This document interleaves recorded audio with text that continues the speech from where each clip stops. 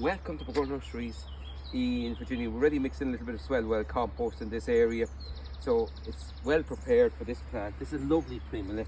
It's a Primula called Miller's Crimson, and Miller's Crimson is a Candelabra Primula. It's just ready to flower now, and the flowers stand up very well like a candelabra over the foliage, and it's most winter hardy and comes back year after year. It's a gorgeous Primula, and if you look there, it's got an award of garden merit as well, so it's well worth digging a hole and planting this one. It'll be with you for years and years to come.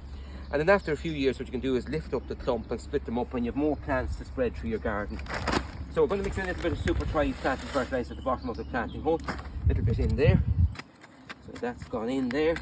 It's to be slowly released for the plant and help to reduce transplant shock. And not that it needs enough, it's an easy plant to establish. It's here in a little bit of semi-shade, so it'll be quite happy, and it doesn't like to dry out too much. So it certainly didn't dry out in the last 6 or 7 months anyway. So in it goes. So lovely Candelabra Primula, looking forward to that. It's a great hardy variety, and it'll be here for years and years to come. So that's a Candelabra Primula called Miller's Crimson. Really tough hardy plant that's well worth finding a spot for. Goodbye for now, enjoy your garden.